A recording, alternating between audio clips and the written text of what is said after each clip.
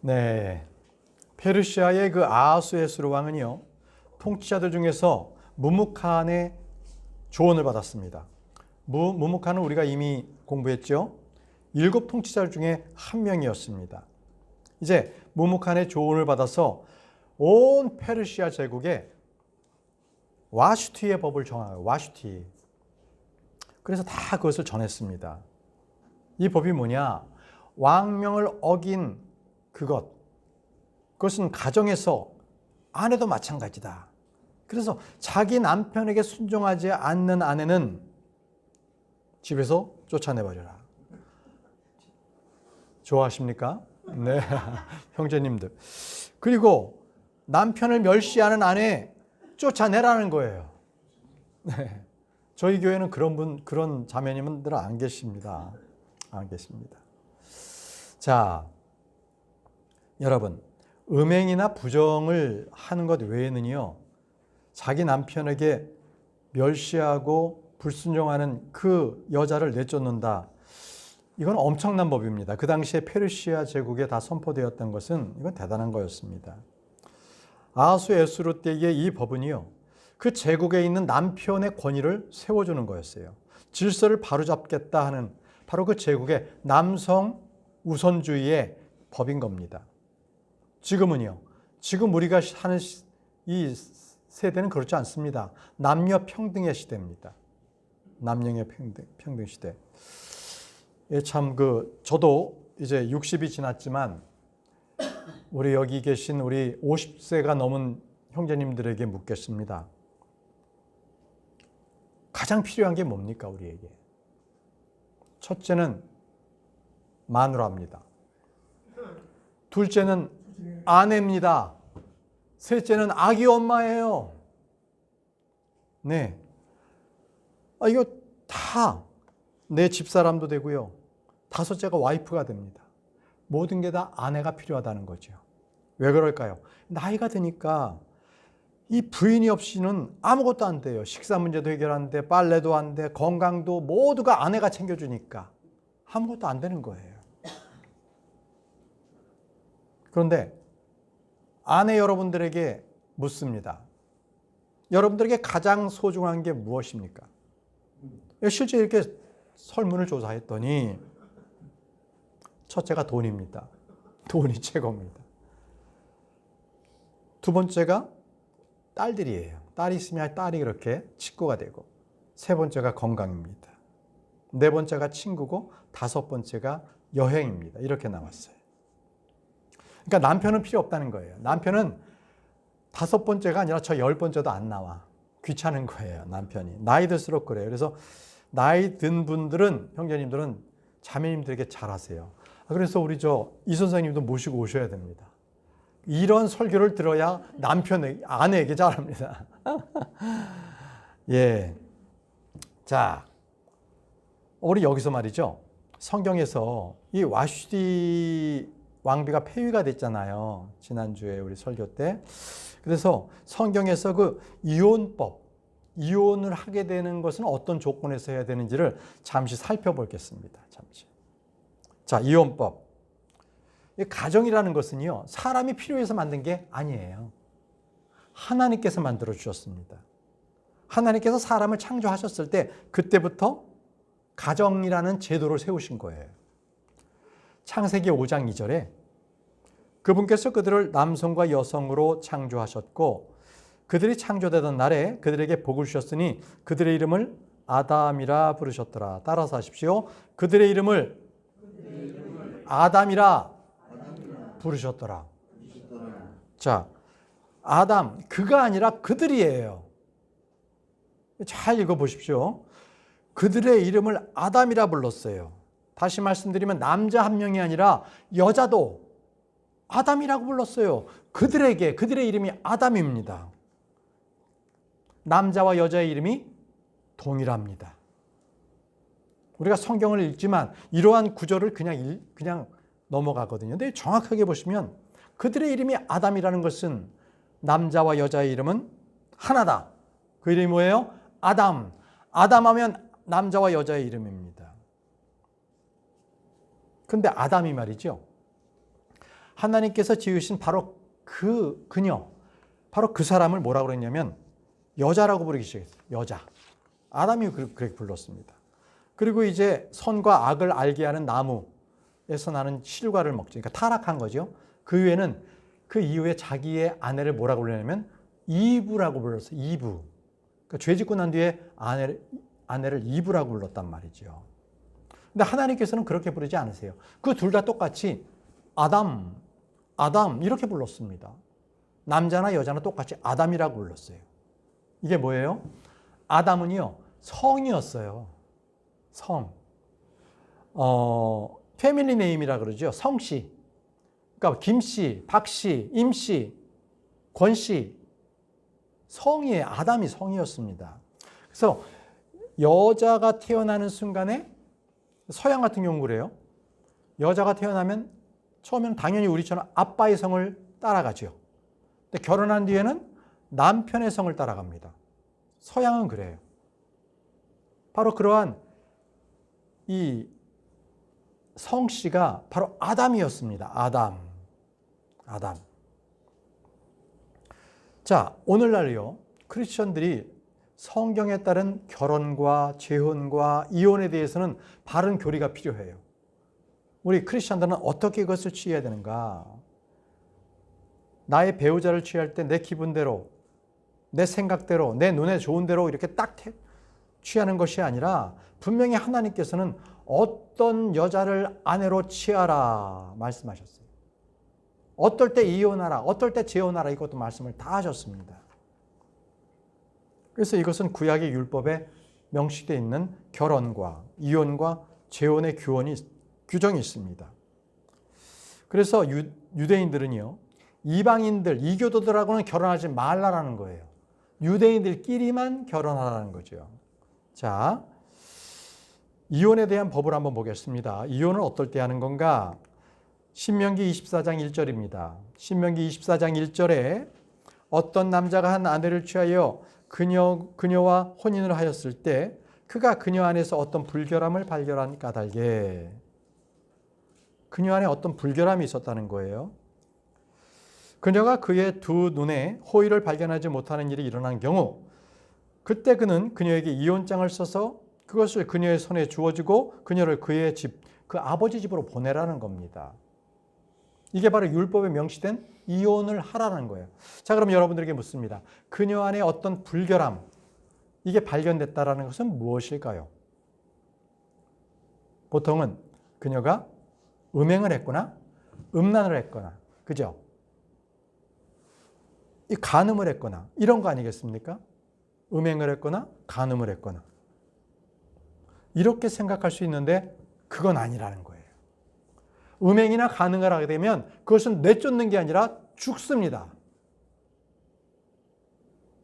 율법에 누구든 자기 아내가 아닌 타 이웃의 아내를 범하는 자는 그 자리에서 둘 다 죽습니다.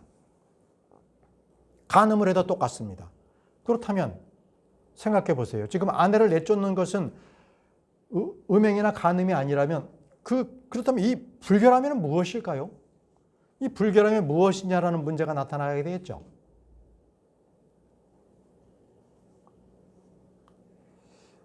성경에는요, 어떤 남자가 정혼하지 않은 그 처녀, 그 미혼인 처녀를 더럽히게 되면 은 50세겔을 그녀의 아버지에게 갖다 주고 그녀를 반드시예요, 자기 아내로 삼아야 되는 거예요.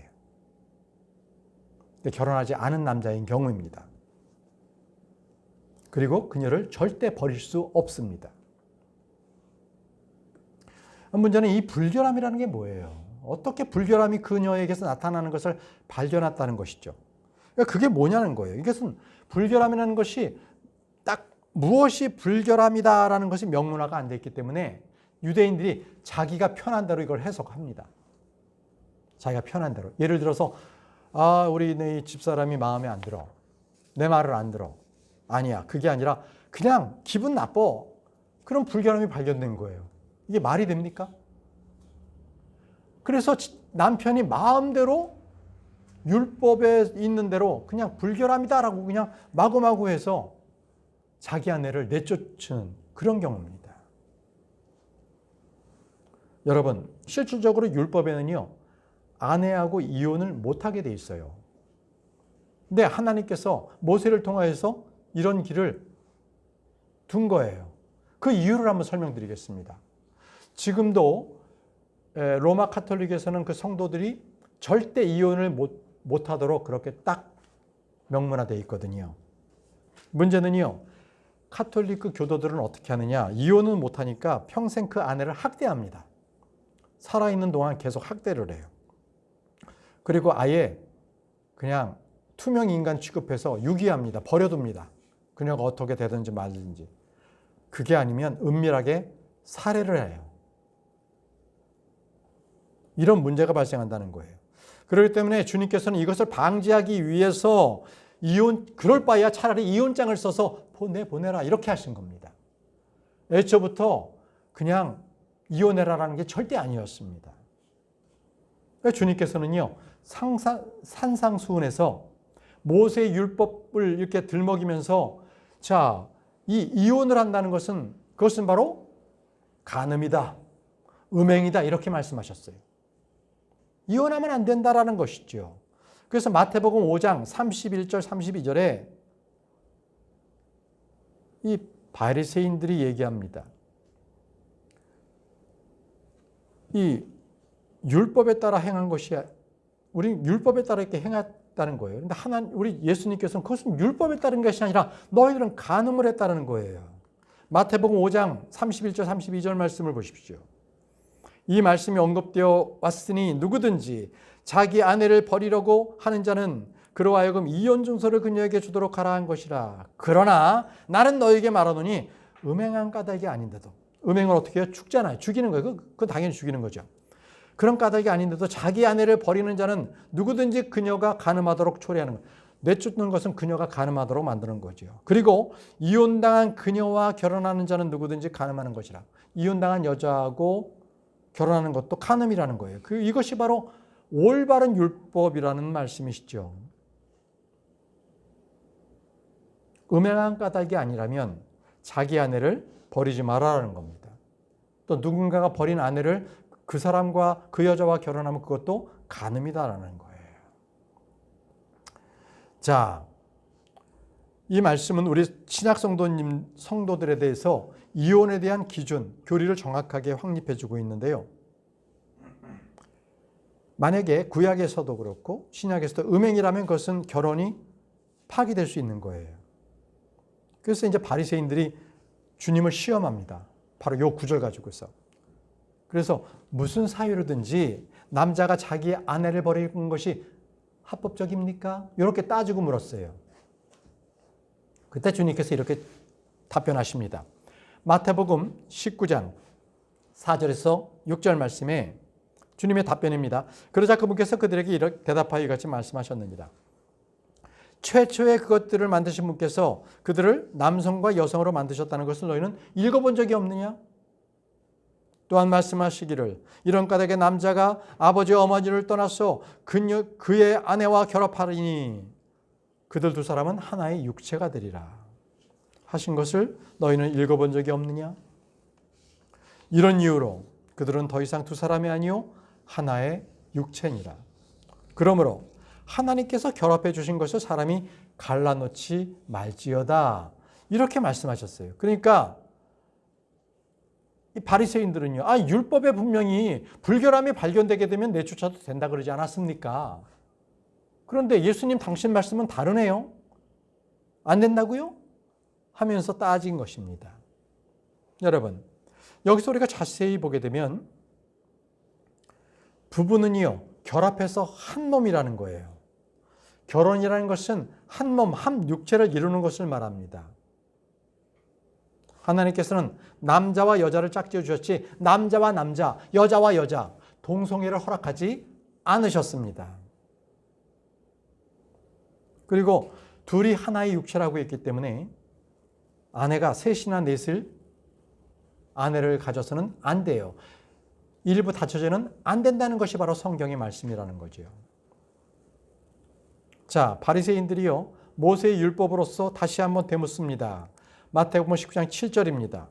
그들이 그분께 말씀드리기를 그렇다면 어찌하여 모세는 이혼 증서를 주고 그녀를 버리라고 명령하였나이까 하니라. 자, 분명히 모세는 하나님께서 주신 명령대로 이렇게 율법에 정했는데 왜 예수님하고 모세는 다르냐는 거죠. 모세는 율법에서 이혼을 허락했다는 것입니다. 그래서 이혼 증서를 써서 그 이혼을 하게끔 했다는 것이죠. 그러자 그 이유에 대해서 주님께서 분명하게 말씀하신 것이 바로 다음 절에 있는 8절입니다. 마태복음 19장 8절. 그분께서 그들에게 이렇게 말씀하시니라. 너희 마음의 완악함으로 인하여, 다른 이유가 아니라 너의 마음의 완악함으로 인하여 모세가 너희 아내들을 버리도록 너희를 용납한 것이라. 그러나 그것이 시작부터 그렇게 된 것은 아니었느니라. 그것은 하나님의 이혼 증서 써주는 건 하나님의 뜻이 아니라는 겁니다. 그것은 너희의 마음이 완악하기 때문에 모세가 그렇게 하도록 허락했다는 거예요. 다시 말씀드리면 하나님께서 직접적인 뜻이 아니라 하나님께서 더 큰 불행을 막기 위해서 마지못해 허락하셨어요. 하나님의 명령이 아니라 허락하신 뜻이었습니다. 자, 9절에 주님께서 말씀하십니다. 그런즉 내가 너에게 말하노니 음행으로 인한 것을 제외하고 자기 아내를 버리고 또 다른 이와 혼인한 자는 누구든지 간음을 저지르는 것이요 누구나 버림받은 여인과 혼인하는 자는 간음을 저지르는 것이라. 이렇게 했습니다. 이게 바로 주의 말씀입니다.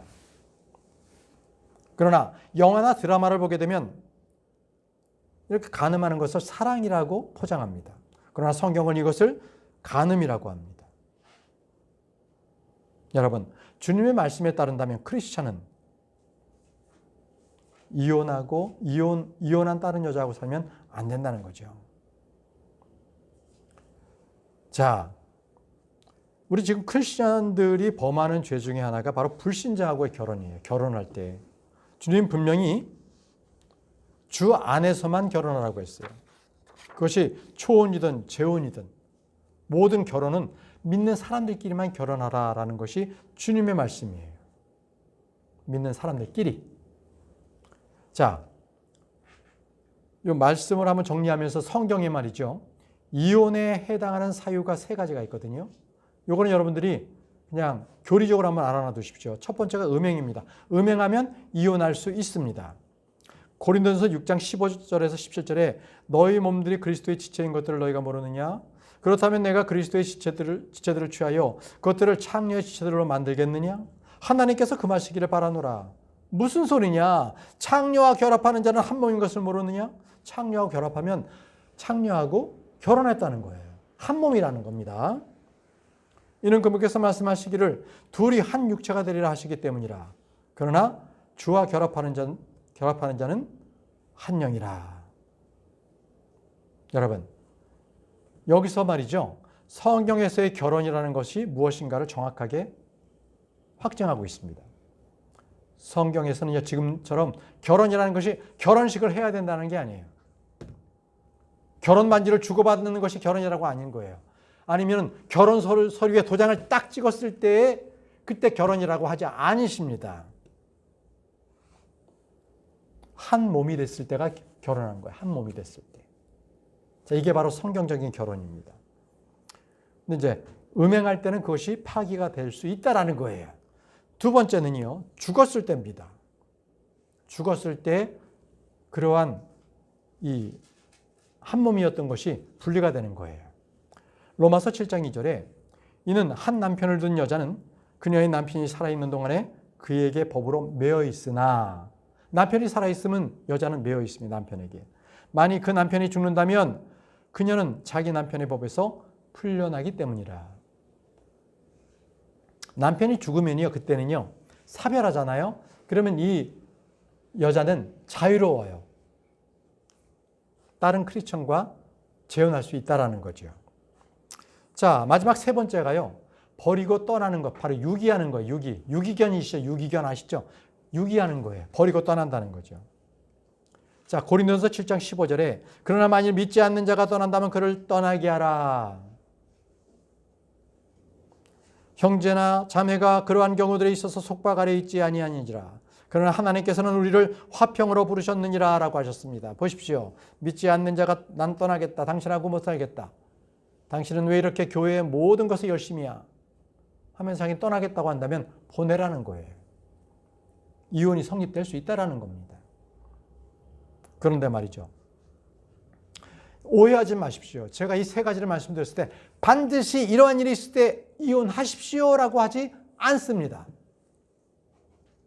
이것은 이혼의 성립 요건이지 이혼해야만 된다라고 하지 않습니다. 왜요? 도리어 주님께서 화해하라는 거예요. 화해하라. 그럼에도 화해하라. 하나님께서는 우리를 어떻게 불렀어요? 화평으로 부르셨어요. 화평. 그렇기 때문에 이혼의 요건이 있더라도 이혼하지 말고 도리어 화해하라. 화평을 주겠다는 거예요. 너희들을 다 화평으로 불렀다는 것입니다. 자, 여기까지가요. 성경에서 말씀하시는 결혼, 이혼, 재혼에 대한 거예요. 여러분들이 잘 알고 계시면 도움이 될 겁니다. 자, 이제 본문 말씀을 보겠습니다. 에스더기 2장 1절입니다. 이런 일이 있은 후에 아하수에스르 왕의 진노가 가라앉았을 때 그가 와수티를 기억하던 왕비를 기억하는 폐위된 왕비를 기억했습니다. 그녀가 무엇을 행하였는지와 그녀를 대적하여 어떤 칙령이 내려졌는지를 기억하였더라. 자, 여기서 이제 이런 일들이 있은 후에라고 해서 얼마간의 시간이 흘렀습니다. 이것은 정확하게 와슈티 왕비가 폐위되고 난 뒤에 정확하게 4년 후에 있는 일입니다. 4년 후에 4년이 흘렀어요. 왜냐하면 그때 페르시아는요 엄청난 일이 있었거든요. 페르시아는 중동에 패권을 주었기 때문에 마지막 남은 그리스를 침공해서 그들을 완전히 다 멸망시키려고 했는데 다리우스 1세 때입니다. 아하수에스르 왕의 아버지입니다. 다리우스 1세 때 수십만 대군을 몰고 가서 그리스를 침공했거든요. 근데 여러분들 마라톤 아시죠? 마라톤이 거기서부터 유래된 거예요. 페르시아하고 그리스하고 싸웠는데 그 소식을 지금처럼 휴대폰을 가지고 있는 게 아니니까 그 소식을 몰라. 그러니까 소식을 전하는 병사가 뛰어올 때까지 그리스 사람들은 기다려야 되는 거예요. 이겼나 졌나. 42.195를 뛰어온 그 병사가 우리가 이겼습니다 하고 그가 죽었어요. 그래서 마라톤 전쟁이에요. 마라톤 전쟁. 이 전쟁에서 페르시아는 무참하게 패배했습니다. 그러자 그것에 대해서 화병을 얻은 다리우스 1세는 얼마 안 가서 죽었습니다. 그리고 10년이 흘렀어요. 그의 아들 아하수에스르 왕이 이가 누구예요? 에스더의 나중에 장차 남편이 되는 그 왕입니다. 자기 부친의 복수를 다짐하고 이 모든 국력을 총동원해서 다시 한번 전쟁의 준비를 합니다. 전쟁의 준비를 하려니까 모든 군주들의 협조가 필요하죠. 그래서 왕의 잔치를 180일 동안 여는 거예요. 그리고 와슈티 왕비가 폐위된 직후에 주전 480년에 아하수에스르 왕은요 1200대의 함선을 이끌고 그리스를 침공합니다. 그러니까 워낙 엄청난 대군이었기 때문에 그리스는 이제는 끝났다고 다 생각했어요. 그런데 그때 말이죠. 여러분 영화의 300이라는 영화가 있잖아요. 거기가 누구냐면 스파르타의 레오니다스라는 왕이 그 300명을 이끈 왕입니다. 그는요. 이 300명뿐이 되지 않는 그 작은 인원으로 페르모필레 협곡이라는 데, 이거 골짜기로 유인을 해서 거기서 싸움을 벌여서 무려 7일 동안 페르시아 대군을 막아냅니다. 7일 동안. 물론 300명은 다 죽습니다. 왕도 죽습니다. 그런데 7일 동안 페르시아 대군을 막았기 때문에 그리스가요. 재정렬을 할 수 있는, 재정비를 할 수 있는 그러한 시간을 주었던 것이죠. 자, 연이어서 말이죠. 살라미스 해전에서 페르시아 또 졌어요. 그리고 플라타니아 이 벌판에서 벌어진 그러한 육군의 그 싸움도 또 졌어요. 그러니까 연이어서 패배를 했어요. 그러니까 페르시아는 완전히 자존심을 구기고 이제 본국으로 퇴각을 하게 된 거죠. 여기 있는 이 사진을 보십시오. 이 그림입니다. 이것은 그 유명한 살라미스 해전을 그려놓은 거예요. 보여드린 이유는 지금 이 에스더기가 누가 쓴 게 아니라 그냥 꾸며낸 것이 아니라 역사적인 사실이라는 것을 말씀을 드리는 거예요. 여기서 페르시아는 대패합니다. 그래서 이제 아하수에스 왕은 본국으로 와서 너무나 침통했어요. 우리가 왜 이렇게 졌지? 왜 이런 일이 발생했지? 너무나 답답했어요. 그러다가 문득 폐위된 왕비 와시티가 생각이 난 거예요. 그녀가 그리워졌어요. 안 그래도 인생이 너무 힘들고 어려웠는데 자기의 마음을 털어놓을 수 있는 여성은 없었어요. 왕궁에 여성은 후궁 많았겠죠. 그러나 내가 왕비로서 대화를 할 수 있는 그러한 여인은 없었다는 거예요. 그래서 아하수에스 왕은 생각합니다. 내가 홧김에 저질렀던 그러한 왕비 폐위는 아니었을까? 너무 성급했던 건 아닐까? 내가 너무 과도한 건 아니었어? 이렇게 하면서 그렇게 생각했을 거예요. 여러분, 우리는요, 순간적인 분노에 의해서 충동적인 행위를 하잖아요. 그건 반드시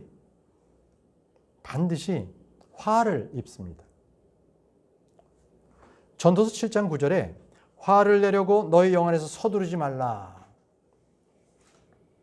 충동적으로 하지 말라는 거예요. 이는 분노가 어리석은 자들의 품 안에 머무르기 때문이에요. 그 분노를 가지면 어리석은 자가 된다는 겁니다. 여러분, 용서 못할 누군가 있다면 그걸 마음에 품고 있지 마세요. 원수는 누가 갚아요? 하나님께서 원수를 갚아주신다고 하니 하나님께 그 모든 분노의 어려움, 사정을 다 아뢰시고 주님께 맡기시기 바랍니다. 자, 이 아하수에스 왕이 이제 전쟁에서 패하고 와서 왕비를 그리워하고 있는 모습을 신하들이 봤어요. 신하들은 어떻게 했어요? 바짝 긴장했지요. 아니, 저 왕의 성격을 봤을 때 너무나 충동적이기 때문에 폐위시켰던 왕비 와슈티를 다시 복귀시킬 수 있다는 거죠. 그러면 신하들 중에는 왕비를 폐위시켜야 된다라고 그렇게 간청했던 자들은 왕비가 복권되면 어떻게 되겠어요? 그들은 죽는 목숨이란 말이죠. 그러니까 신하들이 하나같이 안 됩니다. 나선 거예요. 어떻게 얘기했느냐? 폐위된 왕비 와슈티보다 제3의 여인을 앞세워서 왕비로 만들자는 거예요. 그래서 그 신하들은 아주 빠르게 이 제국에서의 미인 대회, 미인 콘테스트를 열어서 그 중에서 가장 어여쁜 여자를 왕비로 삼자라는 겁니다. 왕비로. 여러분, 이 신하들의 이 발상들이요, 굉장히 음모론적이죠. 음흉했습니다. 그렇지만 이 모든 부정적인 것까지도 하나님께서는요, 하나님의 역사 안에 그 모든 것들, 악한 자들의 그 계획도 다 하나님께서 그 역사하심에 쓰인다는 거예요. 잠언 16장 4절 말씀 보십시오. 잠언 16장 4절. 주께서는 자신을 위하여 모든 것을 만드셨느니라. 진정 사악한 자조차 해악의 날을 위하여 만드셨느니라. 사악한 자들이요, 하나님께서 해악한 나를 위해서 그를 만드셨다는 것입니다. 내가 어떤 어려움과 어떤 억울한 일을 당해도 하나님께서는요, 나를 모든 인생 가운데 다 조망하시고 인도해 주세요. 걱정하지 마세요. 그 어려움도요, 하나님께서 나를 다루시기 위한 하나의 과정 중에 하나예요. 자, 다음 구절입니다. 에스더기 2장 2절 말씀 우리 한번 읽어보겠습니다. 여기에 이제 왕비를 선택하는 그러한 이 요건이 하나 나오는데 한번 보겠습니다. 에스더기 2장 2절 함께 읽겠습니다. 시작. 그때 왕을 섬기던 그의 종들이 이같이 말하였더라. 왕을 위하여 어여쁘고 젊은 처녀들을 찾도록 허락하소서. 자, 어여쁘고 젊은 처녀, 이것이 바로 왕비가 되는 첫 번째 요건입니다. 어여뻐야 된다는 거예요. 젊어야 된다는 거예요. 이게 뭐예요? 외모입니다. 그렇죠? 겉사람, 외모를 보는 거예요. 세상 사람들은 다 겉모습을 보죠. 외모를 봅니다. 근데 하나님께서는요, 사람의 속마음을 보십니다. 그분이 바로 하나님이세요.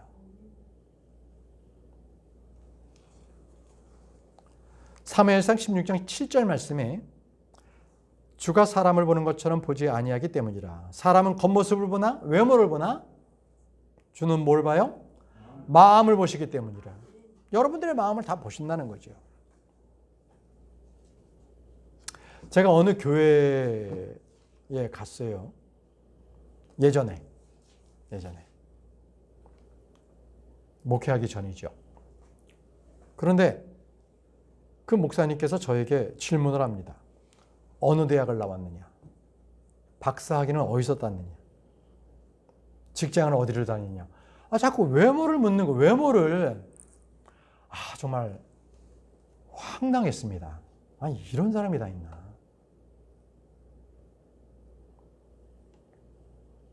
주님께서는요, 언제나 외모를 취하지 아니하신 분이에요. 외모를 존중하지도 않으시고요, 외모를 받아들이지도 않으세요. 내가 어떻게 잘났건, 돈을 많이 있건, 얼굴이 예쁘건 다 소용없어요, 하나님께는. 주님께는 우리의 마음만을 보신다는 거예요, 마음만. 자, 3절 보겠습니다. 에스더기 2장 3절. 그리고 왕께서는 그분의 왕국의 모든 속주들 안에서 관원들을 임명하시어 그들로 하여금 어여쁘고 젊은 처녀들을 모두 슈산궁에 있는 여자들의 집으로 한데 모으게 하시고 궁녀들을 지키는 자인 왕의 시정장 회계의 관리 안에 두소서. 그리고 정화의식을 위한 그들의 물자들을 그들에게 주어지게 하소서. 이렇게 이제 이 신하들이 이제 간청을 합니다. 이제 어떻게 페르시아 왕비를 간택할 것인가에 대한 그 모든 절차를 딱 이렇게 보여주고 있는 겁니다. 우리나라도요, 왕비를 이렇게 책정할 때 관원이 있어요. 그 관원의 이름을 채용준사라고 합니다. 그러니까 채용사라는 얘기는 들어보셨죠? 채용준사. 여기서 이 홍은요, 붉은 홍이에요. 여자를 말합니다.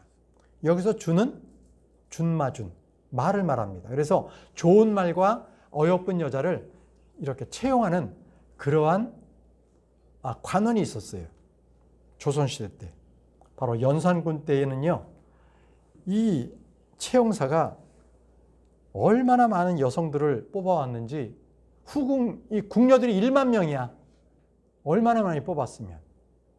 연산군 때 간신 임사홍, 그가 바로 이 채용사로 이 일을 맡으면서 연산군의 그 폭정에 기름을 붓습니다. 불에 그냥 기름을 부은 거예요.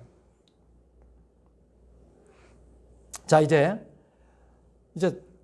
이 조선시대도 보면 이 세자비를 간택할 때는요, 전국에 결혼 금지령이 내립니다. 그리고 이제 결혼 금지령이 내리면 각 관청에서는 관리들이 그 나이대의 여자들을 찾아요. 어떤 여자들이 이게 적합한가. 오늘 말씀 보시면 정화의식을 위한 그들의 물자들이 그들에게 주어지게 하셔서 이랬잖아요. 정화의식, 향료. 그들의 물자는 정화의식이라고 하는 것은 그녀들에게 향료를 배급하라는 거예요. 향료. 우리 지금 시대로 말한다면 화장품을 주라는 거예요. 화장품을. 에스테리 오더를 준다든지 아니면 설화를 준다든지 본인 여성들이 원하는 화장품을 제공하라는 겁니다.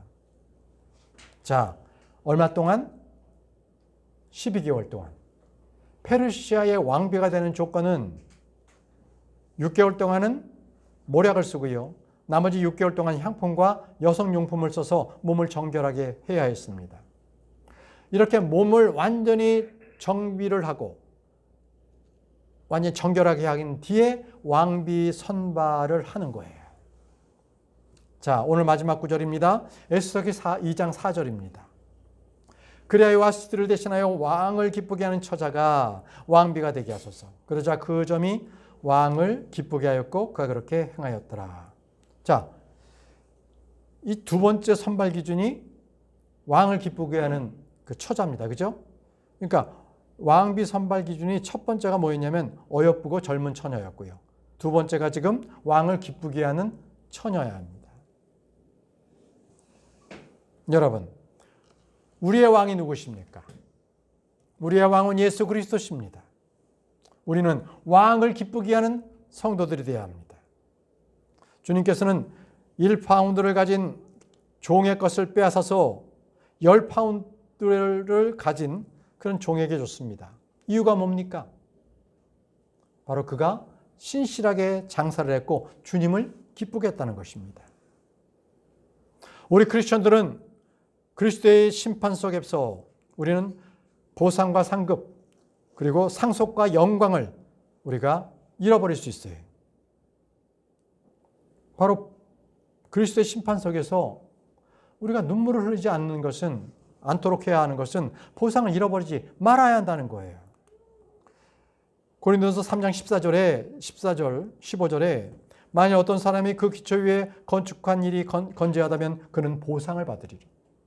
만일 어떤 사람의 일이 불타면 그는 손실을 겪게 되리라. 그러나 자기 자신은 구원을 받으리라.